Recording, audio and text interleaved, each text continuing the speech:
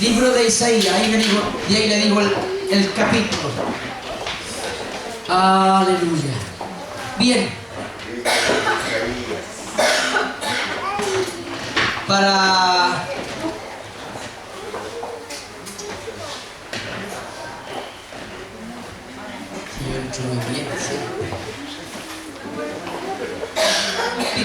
ni pasado ni pasado. Gracias, Señor. Amén. Bien, libro de Isaías, capítulo 53. Justo le dije, cuando Pablo se puso a compartir hace un momento atrás, dije yo,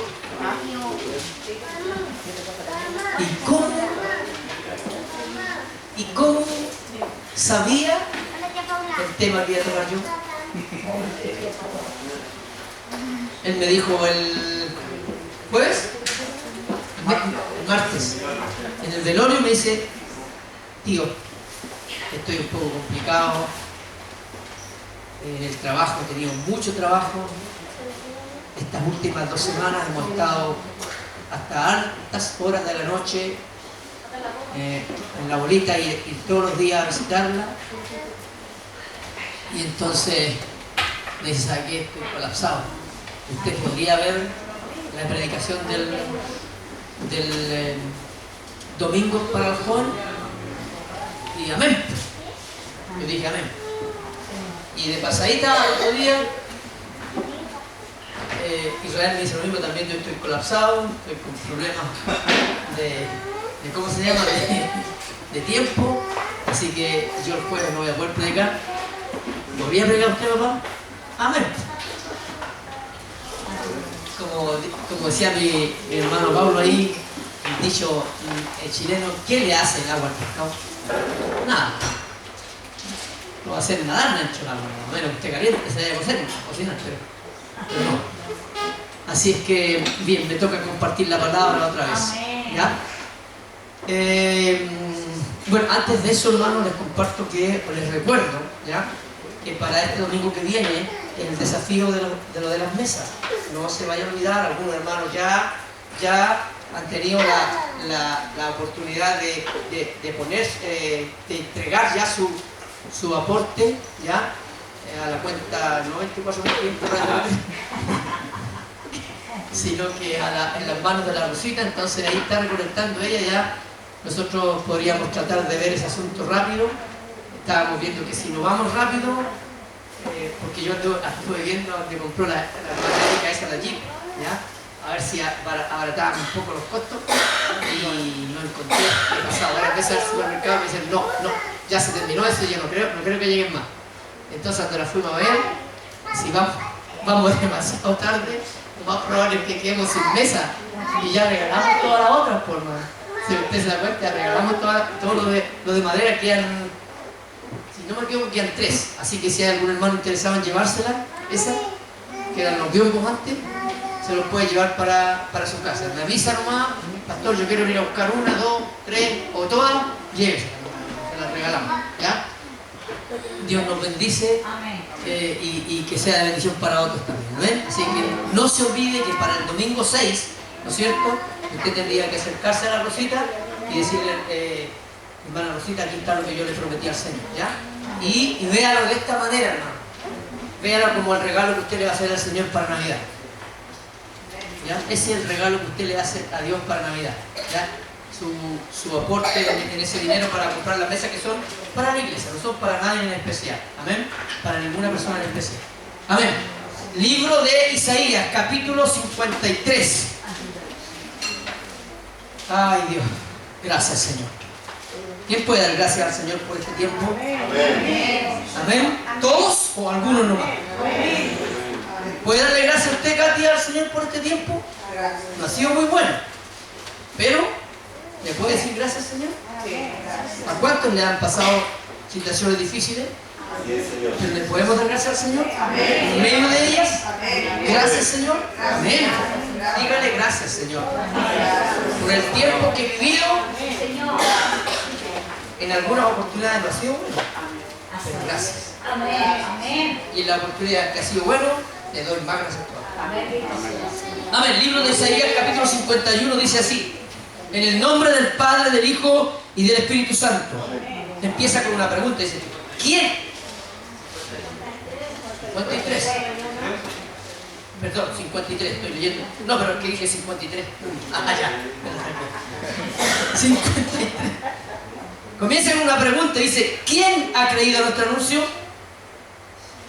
¿Y sobre qué se ha manifestado el brazo de Jehová? Subirá cual renuevo delante de él, y como raíz de tierra seca. No hay parecer en él, ni hermosura. Le veremos, mas sin atractivo para que le deseemos. Despreciado y desechado entre los hombres, varón de dolores, experimentado en quebranto, y como que escondemos de él el rostro. Fue menospreciado y no lo estimamos. Ciertamente él llevó nuestras enfermedades, sufrió nuestros dolores, y nosotros le tuvimos por azotado, por herido de Dios y abatido. Pero él, herido, fue por nuestras rebeliones, molido por nuestros pecados. El castigo de nuestra paz fue sobre él, y por su llaga fuimos nosotros curados. Todos nosotros nos descarriamos como ovejas, cada cual se apartó por su camino, pero Jehová cargó en él el pecado de todos nosotros. Angustiado él y afligido, no abrió su boca. Amén. Como cordero fue llevado al matadero. Amén. Y como oveja delante de sus tranquiladores. Cayó, enmudeció y no abrió su boca. Amén. Por cárcel y por juicio fue quitado. Y su generación, ¿quién la contará? Amén, amén, amén. Porque fue cortado de la tierra de los vivientes. Lo mataron. Y por la rebelión de mi pueblo fue herido. Y se dispuso con los impíos su sepultura, pero con los ricos fue en su muerte, aunque nunca hizo maldad, ni hubo engaño en su boca. Con todo eso, Jehová quiso quebrantarlo, sujetándole a padecimiento. Cuando haya puesto su vida en expiación por el pecado, verá linaje, vivirá por largos días, y la voluntad de Jehová será en su mano prosperada. Verá el fruto de la aflicción de su alma y quedará satisfecho. Por su conocimiento justificará mi siervo justo a muchos, y llevará las iniquidades de ellos. Por tanto, yo le daré parte con los grandes, y con los fuertes repartirá despojo, por cuanto derramó su vida hasta la muerte, y fue contado con los pecadores, habiendo él llevado el pecado de muchos y orado por los transgresores. Oiga, este es uno de los salmos uno de los capítulos de la Biblia más impactantes en la vida de una persona. Vamos a tratar hoy día sobre la bondad de nuestro Dios y el problema del mal, del que estaba hablando Pablo ahora. Que algunos dicen que Dios es muy injusto por lo que está pasando. Y es injusto por lo que estoy pasando. Algunos cristianos también lo hemos dicho en alguna oportunidad. Porque como no entendemos lo que está sucediendo en el momento, estamos viviendo el problema, decimos, esto no es justo. No es justo que me pase esto a mí. No es justo que le pase a mi hermano, no es justo que le pase a mi familia. No es justo. Y hablamos de esa manera. De esa manera nos expresamos. Porque somos seres naturales, estamos en la tierra y a veces no entendemos todo lo que Dios quiere hacer con nosotros. Amén. Así es que la pregunta sería hoy día, ¿cómo resolvemos el problema del mal? Mire que aquí al siervo de Jehová, si nosotros pudimos entender lo que estábamos leyendo o imaginarnos de alguna manera lo que iba a pasar esa persona, usted sabe a qué persona nos estamos refiriendo, por todo lo que tenía que pasar, sabiendo que iba a pasar eso, no era ignorante a que iba a pasar. Él nació porque su padre le dio esa tarea de nacer en este mundo como un pecador, que fuera tratado de esa manera, que fuera tratado como el más vil en la tierra, que pasara todo lo que pasó. Dice que le tuvimos por azotado. Sabemos que él sufrió la ignominia más grande que puede sufrir un hombre, sin haber cometido ni un pecado. Era santo. ¿Cómo resolvemos entonces el problema del mal? Ya para nosotros es sabido y resabido que sobre la humanidad hoy pasan un número casi infinito de males. Males.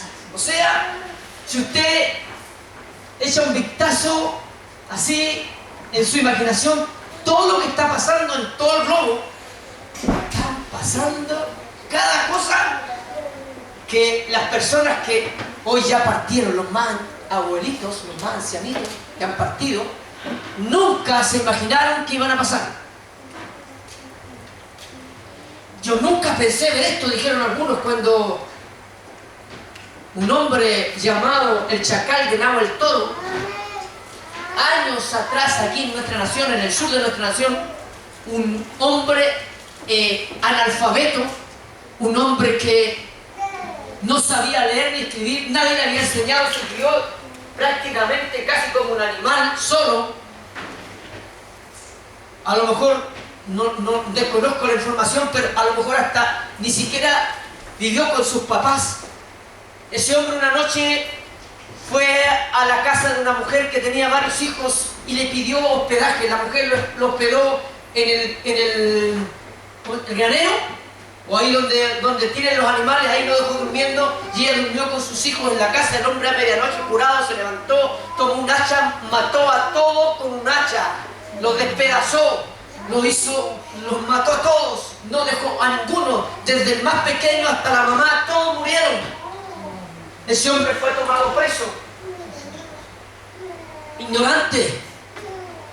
Le enseñaron. Una vez que lo enseñaron, una vez que lo educaron, una vez que el hombre supo qué es lo que había hecho, la tremenda infamia que había cometido, cuando él se dio cuenta que lo que había hecho no era correcto, que no estaba bien, que había matado simplemente porque no sabía lo que estaba haciendo, seguramente ignorante, cuando él se dio cuenta, ya estaba condenado a la muerte y lo mataron.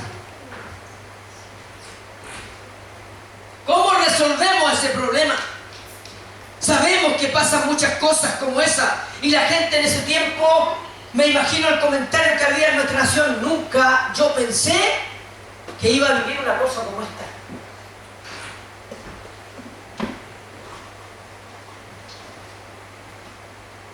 Lo primero que aquí deberíamos dejar muy en claro, que existen dos tipos de males: el mal físico y el mal moral. Dos tipos de males en la tierra: mal físico y mal moral, pero que entre ellos se distinguen, no son lo mismo. Primero, el mal moral solo afecta a la voluntad libre, y podríamos definirlo como la discordancia entre el acto libre, lo que yo elijo, y la exigencia natural de la voluntad. Esto nos facilita identificar que demostrar que el mal moral, entre comillas, el mal moral es el pecado del hombre. Entiéndame bien, el mal moral, a diferencia del mal físico, es el pecado. Nos facilita identificar que el mal moral, que es el pecado, en palabras más claras, es la violación a la ley de Dios. Ese es el mal moral que existe en nosotros. Cuando desobedecemos la voluntad, la ley de Dios, se llama mal moral en la Escritura. Eso es lo que dice la Biblia, da a entender que es el mal moral. El mal físico, a diferencia de él, supone la discordancia entre el estado de un ser, de una persona, y las exigencias de su naturaleza. Por ejemplo, el mal físico serían las enfermedades, el dolor, males físicos. O sea, si hablamos de mal moral, estamos hablando de pecado que existe en el mundo, existe, está ahí. Y el mal físico ¿Para qué vamos a hablar de más enfermedades? Hay enfermedades terminales, está el cáncer, hoy está el SIDA, y hay otras enfermedades que van apareciendo. Si usted vio en algún momento un poco de la Teletón, enfermedades que han dejado a niños discapacitados para toda la vida, pero no por eso podemos echarle la culpa a Dios. Dios no tiene la culpa de eso. Más adelante veremos por qué. Una vez ya aclarada la necesidad, tenemos que demostrar lo que Dios puede hacer con esto. ¿Por qué Dios lo permite? Escuche bien. Dios puede ser la causa indirecta del mal físico. Dios no lo provoca. Él puede permitir también el mal moral. Una cosa es permitirlo y otra cosa es causarlo. Decíamos que el mal moral es el pecado y el mal físico son las enfermedades. Dios no provoca las enfermedades. Dios no causa el mal, no causa el pecado. Podría parecernos ilógico que Dios, ese mismo Dios que es tan bondadoso y misericordioso, quisiera causar mal por mal. O sea, tú te portas mal y yo me porto mal contigo. Dios no hace eso. ¿Aló? Ahí sí. Dios nunca hará eso. O que lo produzca por mala voluntad Dios, porque no tiene poder para frenarlo, por impotencia, sin tener poder para cubrirnos, o simplemente porque Él no lo pensó y dijo, yo lo voy a hacer que se enferme y que peque nomás. Pero pensemos un poquito más, un momento más.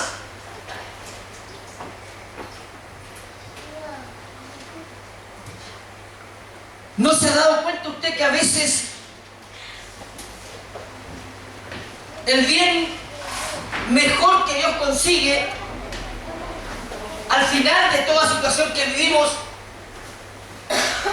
primero Él nos hace pasar una situación difícil para provocar una mejor que la que teníamos? Es el caso, por ejemplo, de un cirujano que después de largas pruebas con su paciente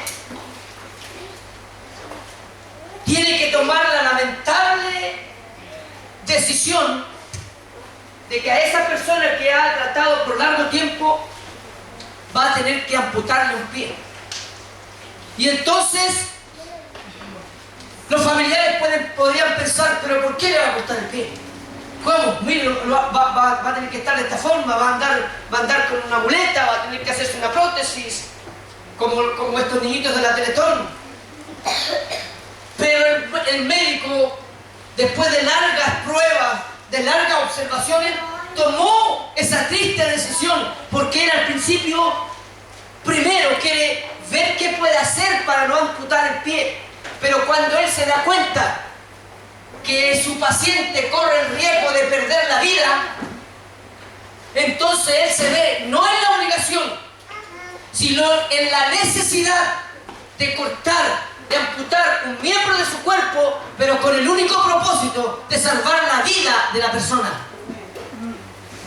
Como dice la Escritura, Dios prefiere que nosotros entremos con un solo ojo al reino de los cielos y no que nos vayamos con los dos buenos al infierno. O sea, ¿Dios es malo en ese sentido? No, Dios está viendo el fin superior, el bien superior, no el bien primario, no lo primero. Dios prefiere que nosotros nos vayamos sin un brazo al reino de los cielos y no con los dos nos vayamos al infierno. A veces el bien superior nos hace pasar situaciones difíciles.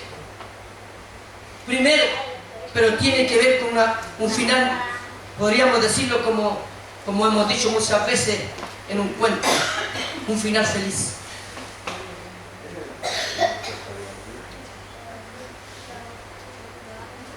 Su propósito fue salvar la vida del paciente.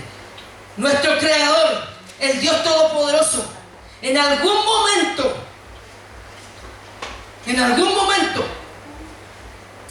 cuando el mal se proliferó en la tierra, dice la palabra del Señor, que Él pensó en traer un diluvio. Toda la gente iba a morir. ¿Dios fue injusto en eso? No. Dios miró más allá que nosotros.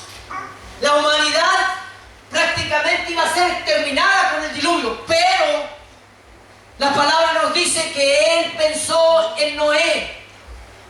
Miró a Noé como la persona que iba a traer un bien mayor que el mal que se veía que se avecinaba para la humanidad.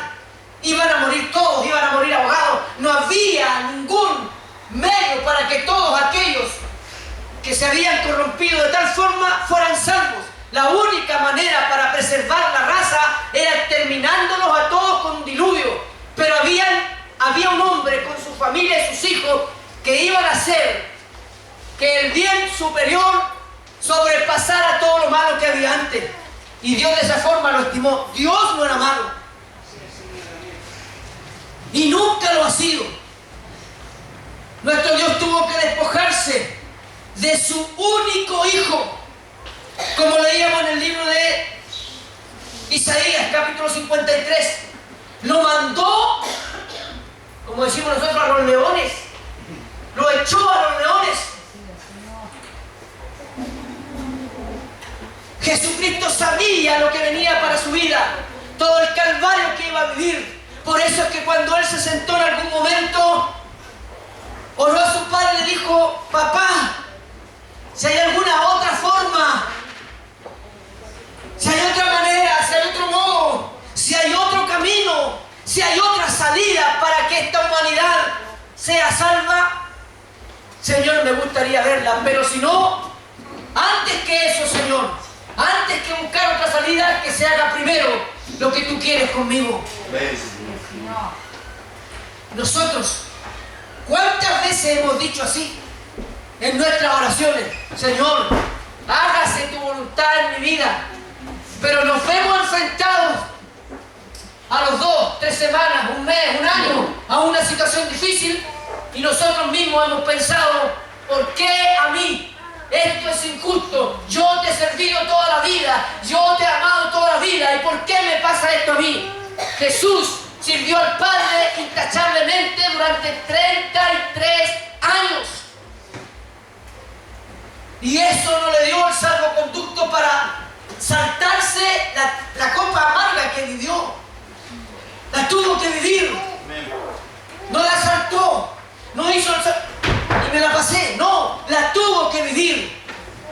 Ves que conversaba con su padre, me imagino que el papá era claro con él. No le escondió nada. Nunca le escondió lo que iba a pasar. No, tú eres el escogido. Tú eres el que le va a dar salvación a la humanidad. Tú vas a morir. A ti te van a azotar. A ti te van a escupir. A ti te van a volver la cara. Pero muchos van a ser los beneficiados. Aleluya.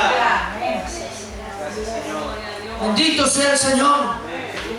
Él tuvo que despojarse. Lo dejó solo. En un momento dice la Escritura que Él le quitó los ojos de encima. Por eso es que Él señaló allí en la cruz, dijo: Eli, Eli, lama sabactani. Padre, ¿por qué me abandonas ahora cuando más te necesito? Lo que estaba pasando Cristo no se lo damos a nadie. ¿Está de acuerdo? Yo no se lo doy a nadie. Que el papá a ti te deje solo, que el padre te diga: ya, ahora es tu momento, esto lo tienes que vivir solo, así que saco mis ojos de ti, mi cobertura de ti, y el pecado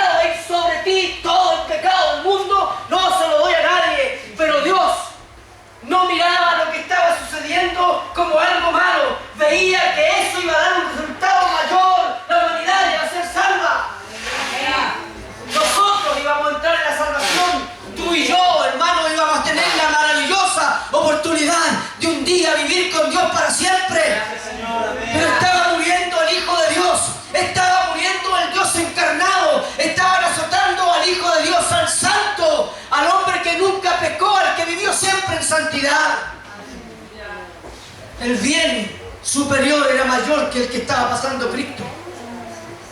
Por eso es que la Biblia dice, las penas y amarguras, de esa forma lo estoy parafraseando, las penas y amarguras y dolores que vivamos en esta tierra no se comparan con la gloria venidera que Dios nos tiene preparado. No hay comparación alguna. Ni siquiera ponga usted la lista de la gloria aquí y la lista de las penuras acá, ni siquiera la compare, porque no hay comparación alguna. Eso, gracias, Señor.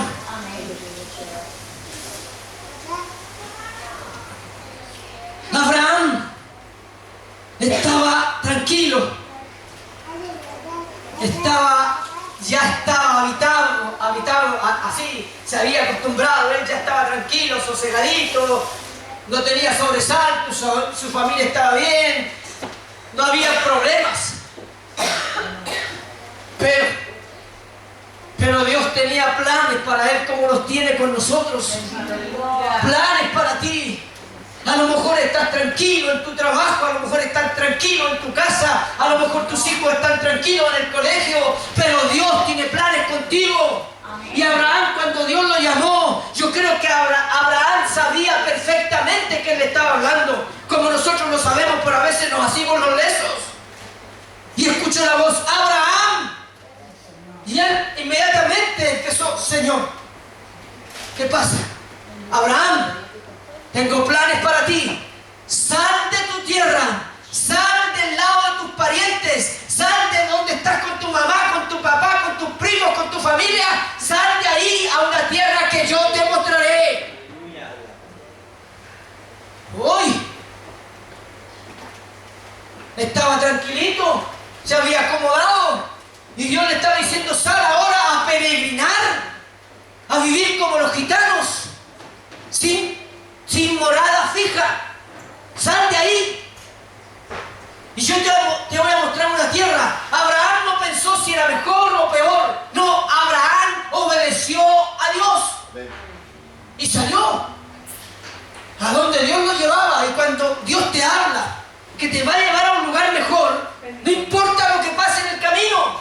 En el camino pueden haber problemas y problemas grandes. Pero a donde Dios te lleva es mucho mejor que donde estuviste y todo lo que pasaste. Abraham vivió también la soledad, el destetarse de su familia. Tuvo que dejarlo todo, la comodidad, la tranquilidad, la seguridad, la cobertura, las amistades, los parientes, los amigos. Nosotros ahora estamos dispuestos a sacrificarnos y sacar aquello que nos ha dañado en la relación con Dios. En muchas ocasiones nos ha sucedido, hermano. Meditemos un poco en esto. El bien general o el bien superior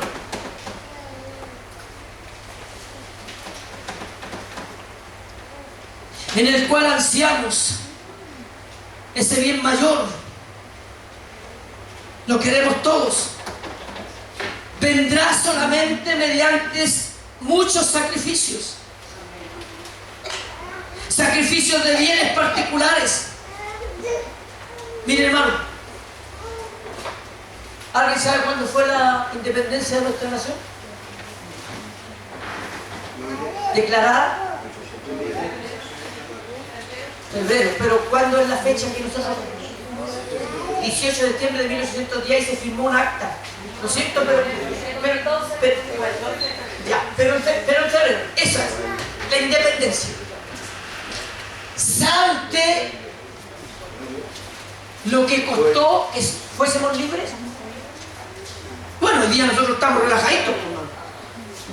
Estamos relajaditos porque somos la nación chilena que se independizó en ese tiempo.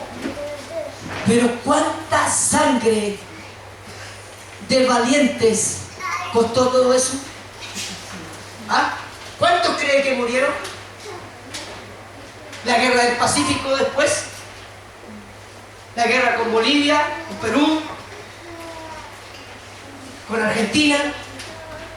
¿Cuánta gente no murió para que hoy día tú y yo gocemos de la libertad? valientes, hombres que se atrevieron a ir en contra de aquellos que nos oprimían, hombres que se atrevieron a levantarse y a luchar por la libertad de la nación, que en ese tiempo no eran 15 millones. Hoy los 15 estamos gozando de lo que pasó en ese tiempo, pero costó sangre de gente y a veces sacrificio de personas que tuvieron que arrancar, que eran escondidos en cuevas, en los valles, acá en nuestro norte, en el sur, en los bosques. Los indígenas, cuando empezaron a pelear con los españoles, ¿cuántos no murieron? Hay gente que la sentaron en un tronco, hermano. A otros le cortaron las manos los españoles. Pero eso no fue en vano. Hoy somos una nación independiente. A Cristo lo crucificaron, lo mataron. Por eso hoy nosotros somos gente libre y con salvación.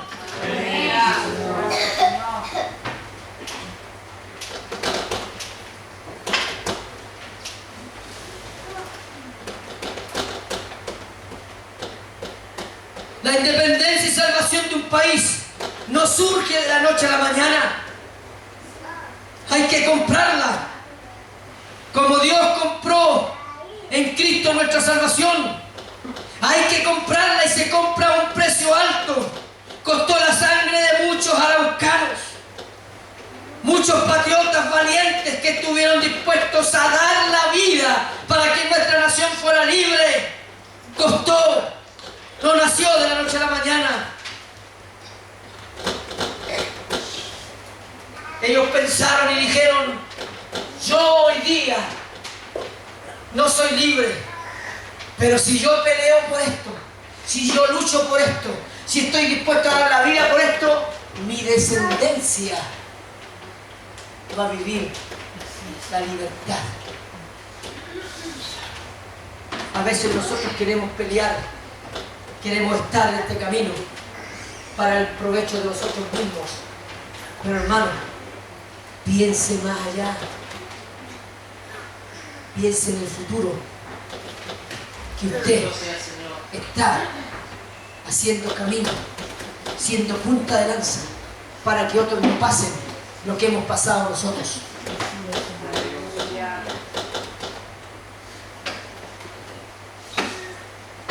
Debemos también entender de una vez por todas que toda vez que se quebranta la justicia, esa misma justicia exigirá una reparación. Entonces lo que viene será un castigo, que es lo que hoy día no se está haciendo, pero es lo que hoy día se está pasando por alto. O sea, habrá un mal físico que vendría siendo un verdadero bien. ¿Se da cuenta? O sea, a veces a estos delincuentes que hoy día nos están metiendo en la cárcel, muchos de ellos, porque no todos, a todos les pasa lo mismo, pero hay una buena cantidad de personas que a veces el estar dentro de una cárcel, viviendo allí dentro y sufriendo lo que pasa en una cárcel, los hace cambiar de idea. ¿Por qué? Porque sufrieron un castigo por su mal. Y entonces, ese castigo que se le aplicó, que parece que no sería correcto castigarlo, le hace bien. Otros no, salen a delinquir todavía. Pero es eso lo que la justicia persigue con todo esto. Que la persona que está delinquiendo se rehabilite por completo. O sea, reflexione en el mal que está haciendo, en el pecado que está cometiendo, y pueda rehabilitarse por completo. Porque no hay otra forma. No es que los lleven a un penal donde puedan trabajar. No, no va por ahí el asunto. Porque el problema no es la acción del hombre que está haciendo, sino el corazón del hombre que se ha desviado de la voluntad de Dios. Y eso no se arregla con poniéndole máquinas en los penales para que trabajen y se entretengan. Porque algunos salen de allí también a quebrantar la ley y otros pocos sí se rehabilitan.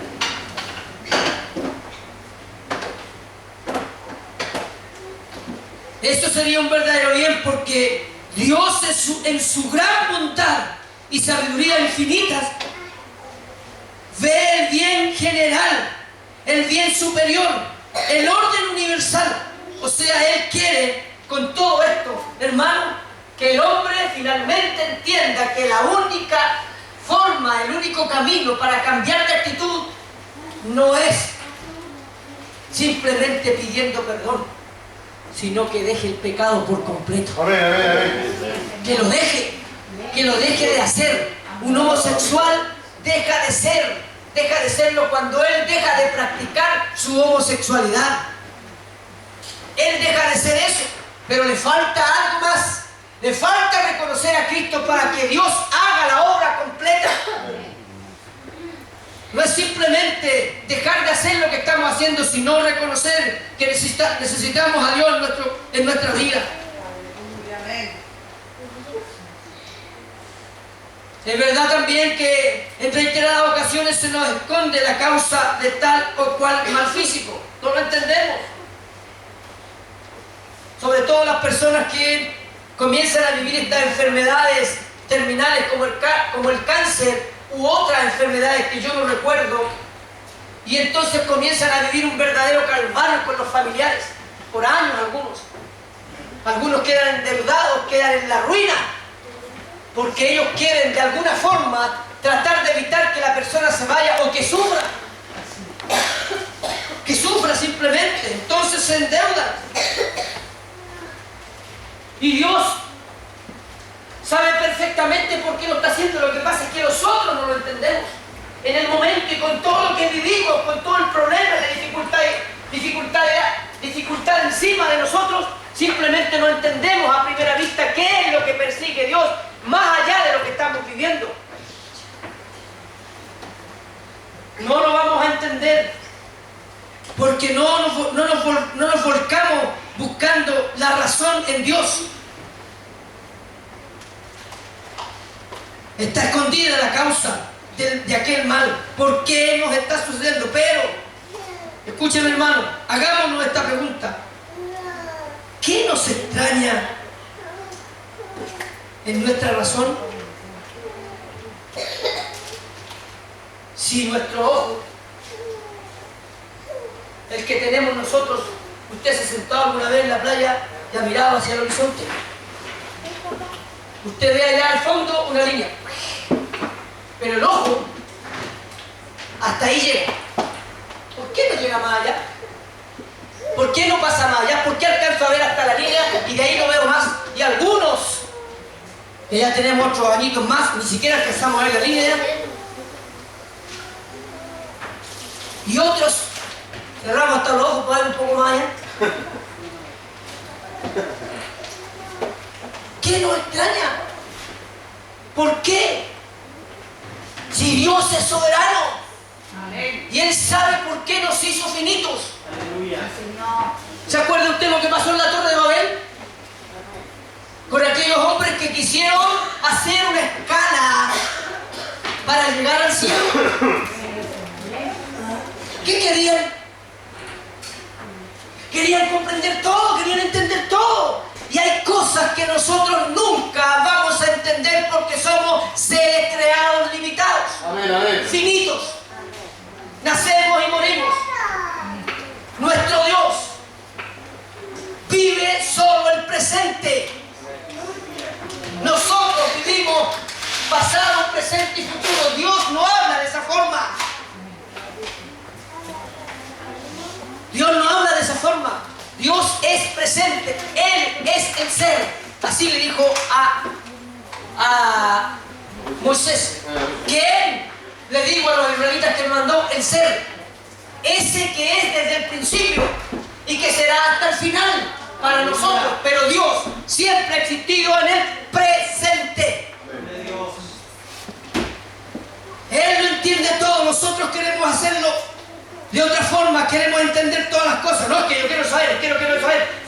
Nos ponemos igual que los niños a veces que vienen recién naciendo. Oiga, hermano, si los niños nacieran con toda la experiencia que tenemos nosotros, ¿saben qué niños tendríamos? Y hoy día los chiquillos están más despiertos.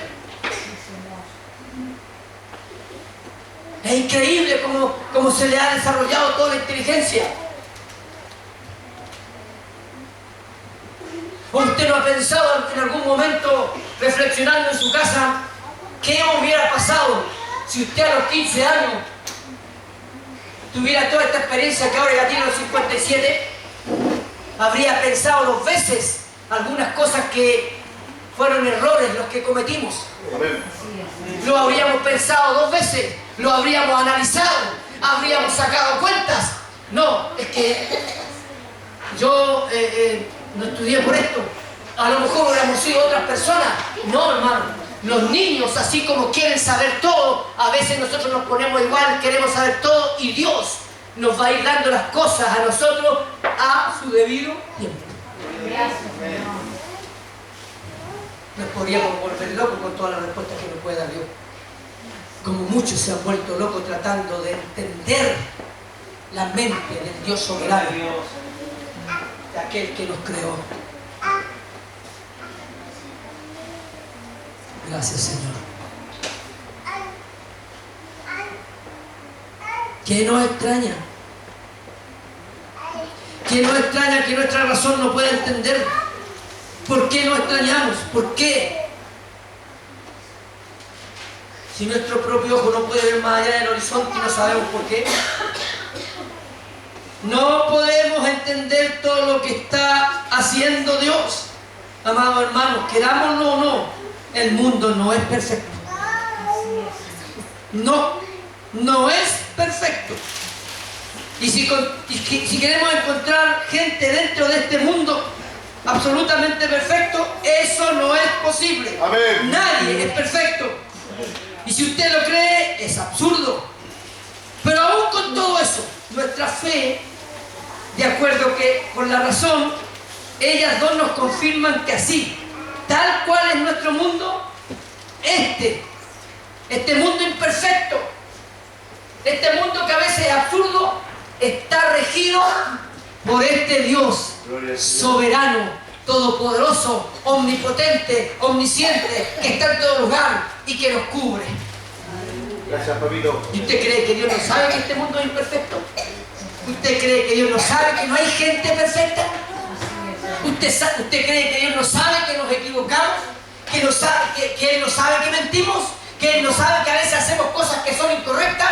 Dios lo sabe, pero con todo eso te ama. Gracias, Señor, por amarme así. Amén. Gracias, Señor.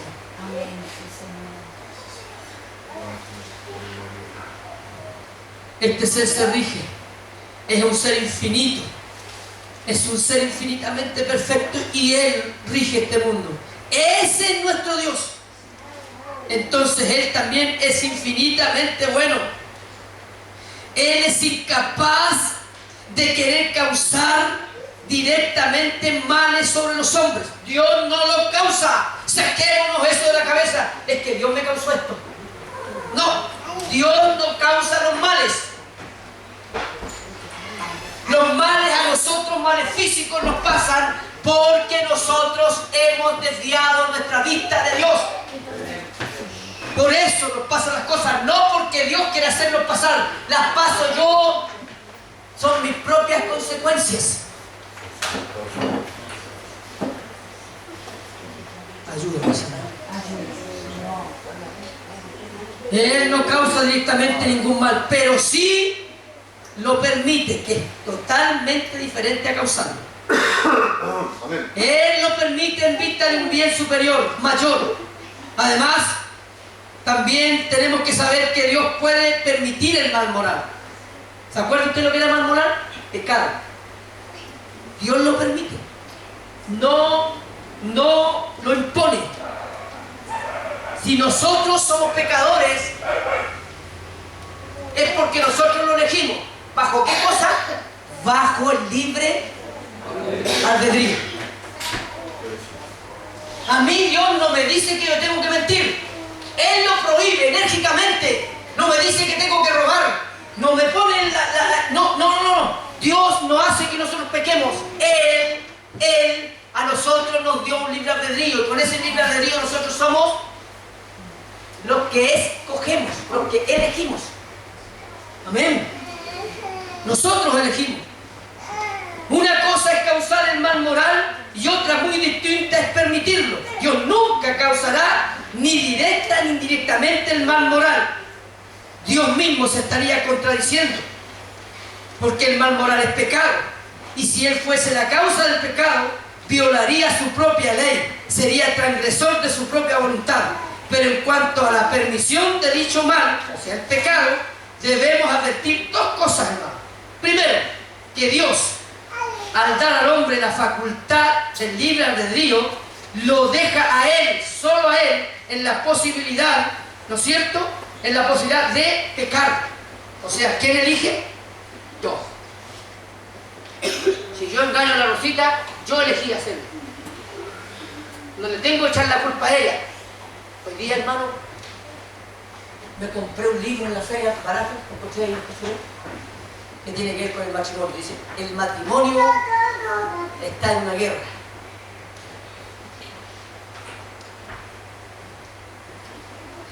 Y habla ahí de la infidelidad de los ¿cómo se llama? De los cónyuges. De los cónyuges. Cuando una u otra persona son infieles, no es que dicen, no, aquí el problema es de los dos, no. No es de los dos, la Biblia a mí no me dice eso. La Biblia me dice que si alguien le fue infiel a la otra persona, no es culpa de los dos, es culpa del que pecó. Él eligió o ella eligió pecar. ¿Qué quiere que le diga, hermano? No le puedo decir otra cosa. Porque el libre albedrío, la libertad de escoger, la tengo yo. Y la libertad de escoger también la tiene la Rosita. Yo no digo, no, es que las cosas van a ser así ahora. Yo cuando le hago caso a la Rosita, ¿tengo que perdonar estas cosas? ¿Ya? No es porque ella me la imponga. Bueno, ella es así.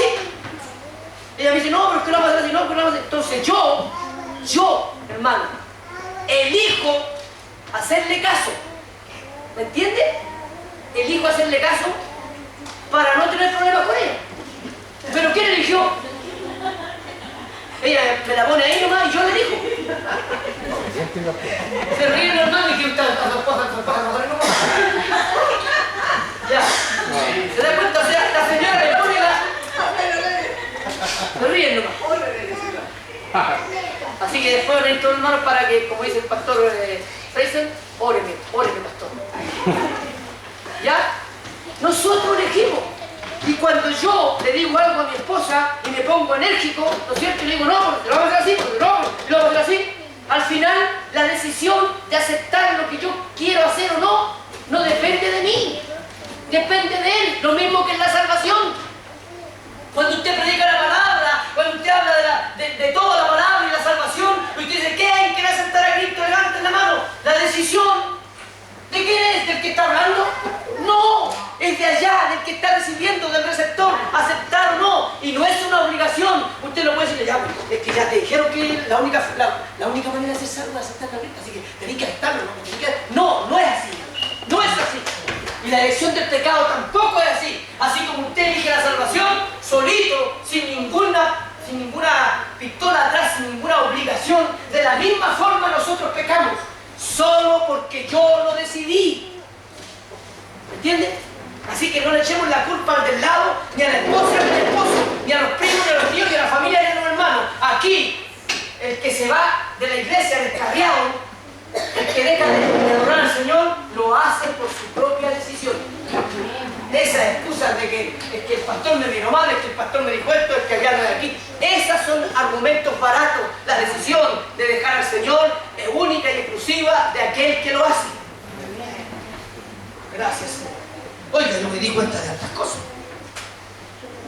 Ay, Señor. Decíamos que debemos ver dos cosas. Que Dios no impide el abuso de la libertad, nunca lo va a impedir, o el acto de pecar. Es así, que Dios puede hacer una y otra cosa. Perdón, me equivoqué. Da al hombre la facultad del libre albedrío, lo deja en la posibilidad de pecar. Y dos, que Dios no impide el abuso de la libertad, nunca. O sea, o si no seríamos nosotros. En cuanto al libre albedrío, en sí mismo es un bien. O sea, está bien que tengamos libre albedrío. Es bueno. O si no, Dios nunca lo hubiese dado. Así que Dios puede hacer una y otra cosa. Es un bien, es una perfección de la naturaleza racional. Es cierto que también es una espada de dos filos, el libre albedrío, pero por esto mismo está la razón para que podamos hacer un buen uso de ella. Dios nos dejó como seres racionales. Por otra parte, esta libertad es el medio único de que disponemos para conseguir y merecer por nosotros mismos la eterna felicidad o un final feliz. Debemos entonces emplear muy bien esta libertad que Dios nos ha dado, ya que vendrá el día que como premio del buen uso de esta libertad, del buen uso que hubiéramos hecho, se nos concederá la dicha. Escúcheme, hermano, ¿cuántas veces hemos dicho, no quiero pecar más, Señor? ¿Saben? Mientras más nosotros practiquemos nuestra libertad de no pecar, llegará el día en que Dios nos va a regalar la bendición de no pecar más. Porque ¿sabe qué? Va a ser tanta, ¿cómo le llamamos? El ejercicio. Va a ser tantas veces el ejercicio de que aplicamos bien nuestra libertad en el buen uso, tanto, que después el pecado va a estar ahí y usted simplemente por su razón va a elegir hacer la voluntad de Dios y no le va a dar nada. Vamos a estar tan, ¿cómo se llama?, familiarizados con el buen uso de la libertad que Dios nos ha dado, con el libre albedrío, que no vamos a tener ninguna ocasión de desobedecer y caer en el mal moral, en el pecado. Así que tenemos que practicar todos los días.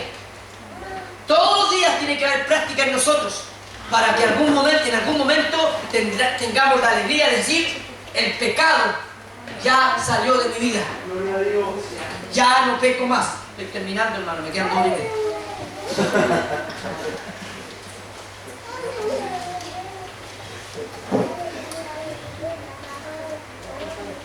Hay que emplearlo bien, hay que ocuparlo bien, porque Dios nos quiere dar una bendición, no pecar más. Claro está que el abuso de la libertad, o sea, este pecado, no procede de Dios. Definitivamente Dios no lo manda.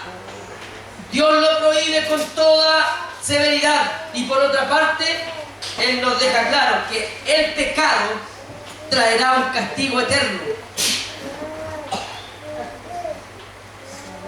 ¿Qué preferimos? ¿Qué vamos a escoger? ¿El castigo eterno o la maravillosa oportunidad de una recompensa gloriosa, como dice el Señor? Así de simple. Así es que nos toca a nosotros la elección. Es tuya, es mía, es de cada uno de nosotros la elección. Amén. Dios nunca impedirá el abuso de la libertad. Es el punto B. En esto nosotros no podemos meter las manos en nada, porque si Dios provocara, o en cierto modo Él fuera el causante del pecado, sería injusto de parte de Él luego castigarlo. Pero una vez que este haya sido cometido, por la sola falta del hombre no hay nada que se oponga para que Dios use todo lo sucedido en favor de la manifestación de su gloria. ¿Se da cuenta? Y aquí entra otra cosa a jugar, se llama soberanía de Dios. La soberanía de Dios. Ahí nosotros no podemos meter en nada porque Él es soberano. Y a veces, como ha pasado en muchas ocasiones, que hermanos, pastores, hombres de Dios han pecado y han caído, como decimos nosotros, de la gracia. Pero nosotros no conocemos a Dios todavía en su totalidad. La misericordia de Dios, la bondad de Dios es tan grande, así es, que Él puede simplemente en su soberanía escoger, mirarlo de nuevo. Si el hombre se arrepintió, Dios puede tomarlo. Otra vez volver a limpiarlo completamente, levantarlo otra vez y ponerlo en el lugar que corresponde. Pero eso depende de la soberanía de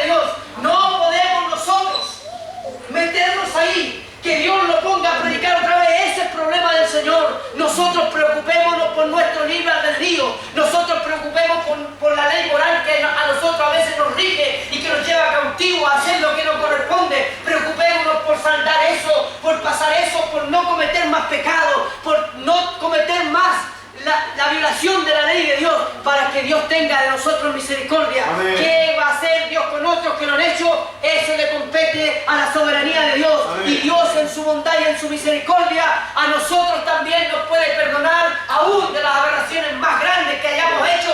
Amén. Porque Dios es soberano. Pero nosotros somos como la mayoría de los evangélicos.